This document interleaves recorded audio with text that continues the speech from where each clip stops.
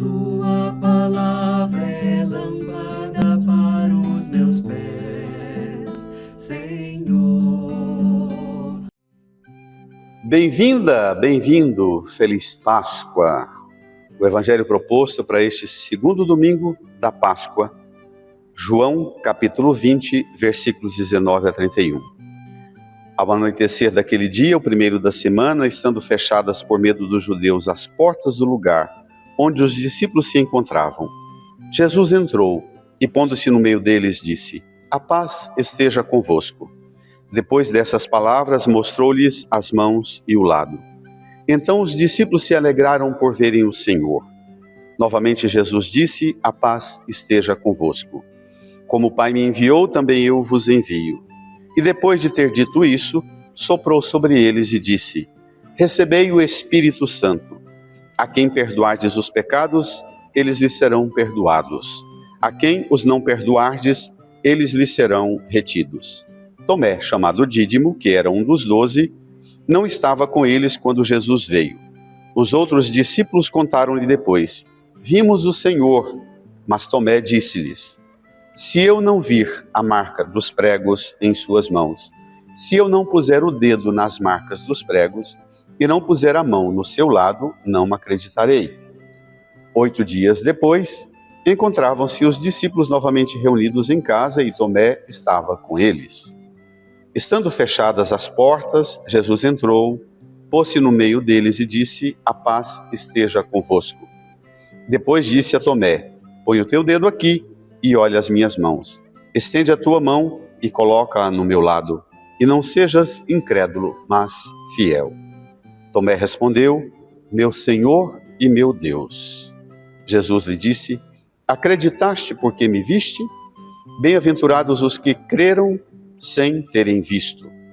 Jesus realizou muitos outros sinais diante dos discípulos que não estão escritos neste livro, mas estes foram escritos para que acrediteis que Jesus é o Cristo, o Filho de Deus, e para que, crendo, tenhais a vida em seu nome. Amém. Irmãs e irmãos, já começamos pela conclusão. A razão de todo o relato da Escritura é para consolidar em nós o crer. A finalidade da Escritura, a finalidade da palavra, a finalidade dos evangelhos, dos textos sagrados, é para formar o nosso crer. Já começamos por isso aqui. Nós vivemos cada vez mais uma crise da palavra. Somos afetados e açoitados por uma sociedade eminentemente emocional. São as emoções, são os sentimentos e são as coisas rápidas que ocupam nossa vida. As novas tecnologias trouxeram para nós uma escravidão da emoção, coisa que arrepia, que chora, e nós perdemos a capacidade da nossa relação com os escritos. Jesus realizou muitos outros sinais diante dos discípulos que não estão escritos neste livro, mas estes foram escritos para que acrediteis que Jesus é o Cristo, o Filho de Deus, e para que, crendo, tenhais a vida em seu nome.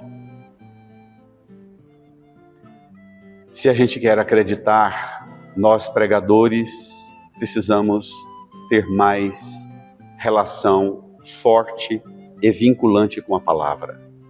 Às vezes, as historinhas que nós contamos na pregação são seladas por afetos e emoções que arrepiam, choram, emocionam, mas que depois, na sacudida da semana, nas aflições da semana, não ficam nada. Precisa ir de novo lá, como um rato viciado em videozinho, olhar mais uma coisa na internet para emocionar e arrepiar, porque não ficou um conteúdo consolidado. É o crer que vai moldar um modo de pôr-se diante das tribulações, provações e dos grandes acontecimentos. A palavra fora escrita para que acreditemos no Cristo, que Ele é o Filho de Deus, que Jesus é o Cristo, que Ele é o Filho de Deus, e para que crendo tenhais a vida em seu nome.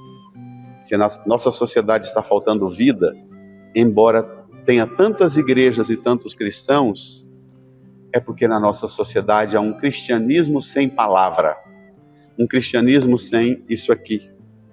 Há um cristianismo muito cheio de doutrina, de regras, de norma religiosa, de arrepio, de emoção, de sentimentalismos, de mensagens para agradar e cutucar egos e afetos e pouca formação. Por isso a cena do Evangelho. Ao anoitecer daquele dia, o primeiro da semana, portas fechadas, os discípulos com medo dos judeus. Estão reunidos, mas a porta está fechada e o que domina é o medo. Jesus entrou e, pondo-se no meio deles, diz: a paz esteja convosco. Depois mostrou-lhes as mãos e o lado. Ao mostrar as mãos e o lado, Ele está dizendo para nós que a paz que Ele nos oferece, essa paz fora paga com o preço do seu sofrimento. Por suas feridas nós fomos curados. Por suas feridas, as suas feridas são o preço da nossa paz. A sua paixão é o preço da nossa paz. Ele não nos oferece uma paz de padrezinho todo engomado, todo plasticamente engomado no altar, dizendo palavrinhas e cantos e hinozinhos arrepiantes e emocionantes, não. Ele traz marca de cravo, de prego, o lado, a lança que o traspassou. Esse é o preço da nossa paz. Não é mensagenzinha cor-de-rosa, não. Ao verem, os discípulos se alegraram. Isso é que gera alegria verdadeira. Como domingo passado, a palavra de Jesus, alegrai-vos. De novo agora, a presença de Jesus, a palavra e o mostrar-se gera alegria. Novamente ele diz: a paz esteja convosco, como o Pai me enviou de lá para cá, para pagar para vocês o preço da paz, eu envio vocês daqui para lá. Igreja em saída, ide, leve essa paz para o mundo, como o Pai me enviou, também eu vos envio. Os discípulos seguramente começaram a tremer de medo, de assombro. Portas fechadas, medo dos judeus, e Jesus diz: moçada, abre essa igreja, enfrenta o mundo, comunique-se com o mundo, fale com o mundo. Os discípulos tremendo de medo, me vem sempre aquela imagem extraordinária de uma mãe, de um pai. Você já teve na sua vida aquela graça de acordar no meio da noite com um pesadelo, com um sonho ruim e gritar: mãe, pai, e de repente você escuta a voz dele, pai, a mãe vem, senta do lado da cama, enxuga o seu suor, diz assim: calma filha, estou aqui.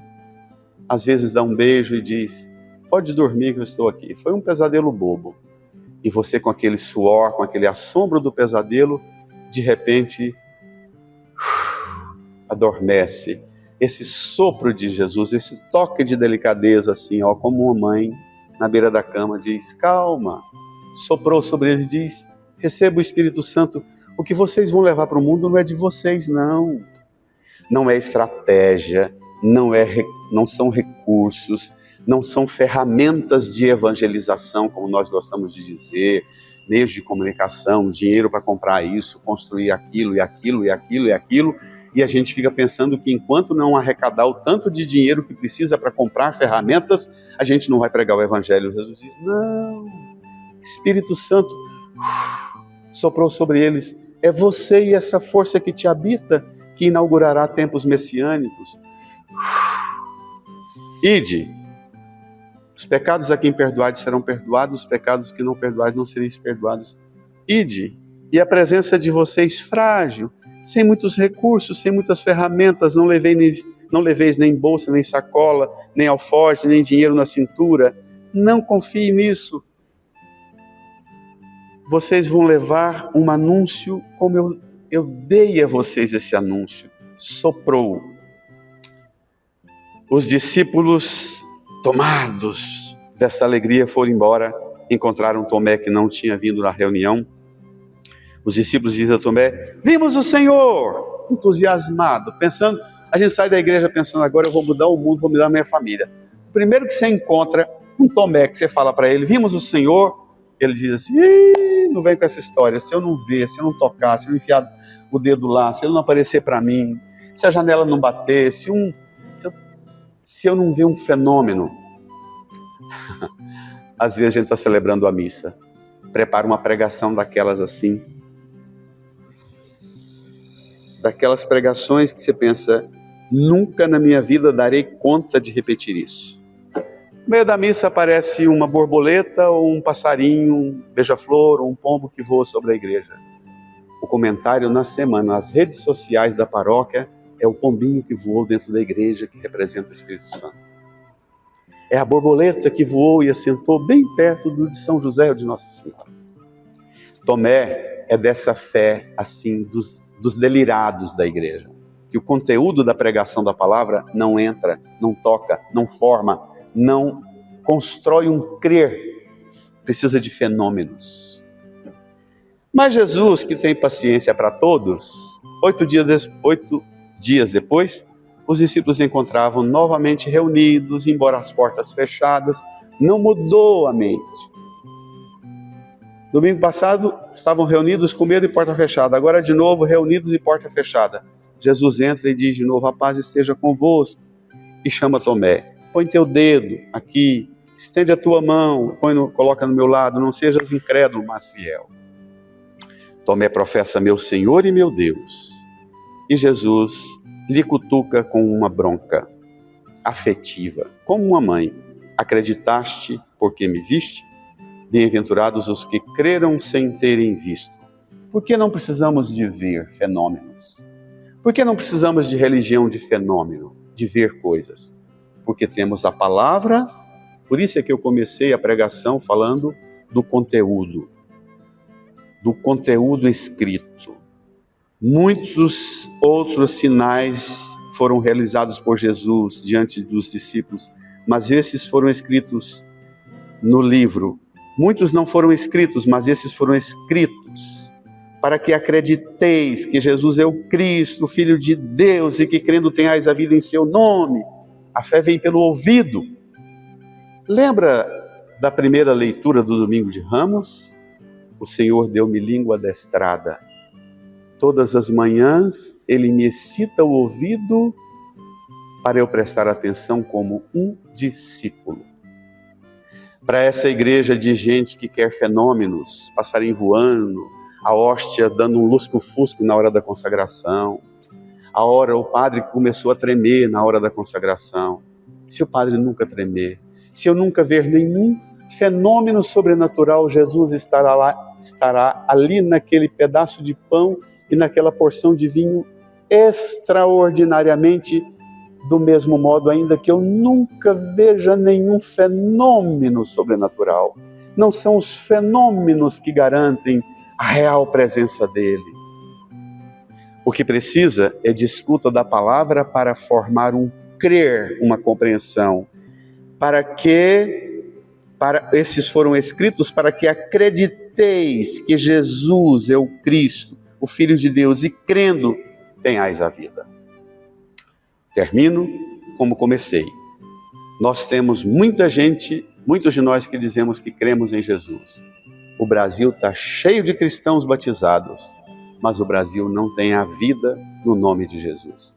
Tem igrejas em nome de Jesus e tem cristãos usando o nome de Jesus, mas não tenhamos a vida em nome de Jesus.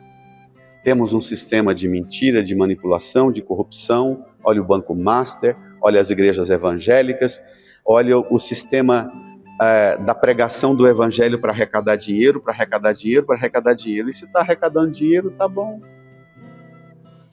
Nós transformamos a religião num produto e esquecemos da palavra, esquecemos do conteúdo da fé. Que essa Páscoa seja uma ocasião para que nós nos devolvamos à escuta da palavra. E para que, escutando a palavra, creiamos que Jesus é o Cristo, o Filho de Deus, e crendo tenhamos vida. Feliz Páscoa! Não tenhais medo. Feliz Páscoa!